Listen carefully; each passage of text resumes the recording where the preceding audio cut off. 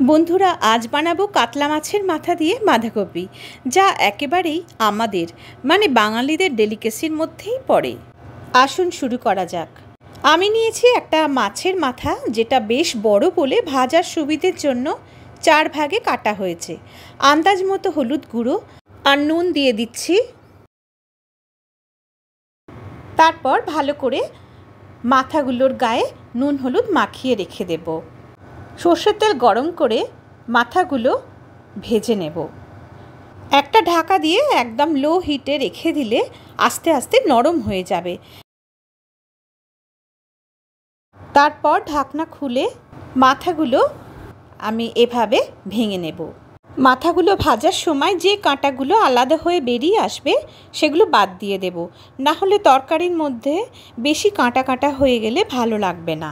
ওই তেলে আরেকটু তেল অ্যাড করে দিলাম, 2 তেজপাতা, 2 শুকনো লঙ্কা, 1 টিস্পুন গোটা জিরে আর কিছু থেতো করা গোটা গরম মশলা। কয়েক সেকেন্ড ভেজে নিয়ে ডুমো ডুমো করে কাটা আলুগুলো দিয়ে দিচ্ছি। আমি এখানে 2 বড় আলু নিয়েছি। আলুটা কিছুক্ষণ ভেজে নেব। আলুটা ভাজা হয়ে গেলে দিচ্ছি 2 পেঁয়াজ কুচি। পেঁয়াজটাও আলুর সাথে কিছুক্ষণ ভেজে নেব। তারপরে দিচ্ছি একটা টমেটো কুচি। এবারে সব সবজিগুলো আমি মিডিয়াম ফ্লেমে ভেজে নেব। আন্দাজ মতো নুন আর 1/2 টিস্পুন হলুদ গুঁড়ো দিয়ে দিলাম। 1 টেবিলস্পুন আদার পেস্ট জলে গুলে দিলাম। 1 টেবিলস্পুন থেতো করা রসুন,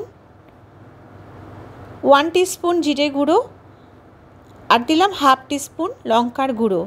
তারপর সব মশলাগুলোর সাথে কষিয়ে নেব। ভালো করে কষানোর জন্য একটু জল দিয়ে দিলাম। সামান্য জল দিয়ে মশলাগুলো কষালে ভালো করে ভাজাও হয় আর তরকারির টেস্টও ভালো হয়। এবারে সরু করে কাটা বাঁধাকপিগুলো দিয়ে দিচ্ছি।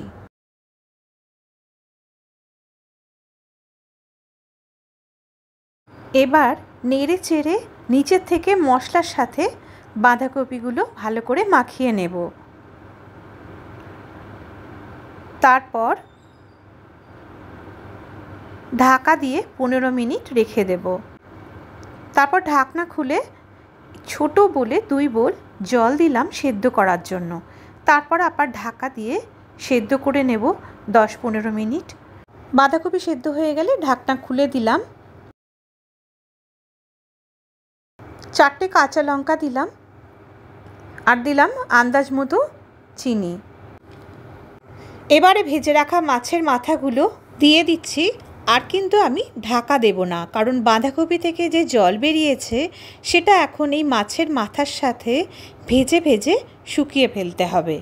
আর এই ভাজাটা হাই ফ্লেমে নাড়াচাড়া করে করতে হবে। এখন দিচ্ছি 1 টেবিলস্পুন ঘি।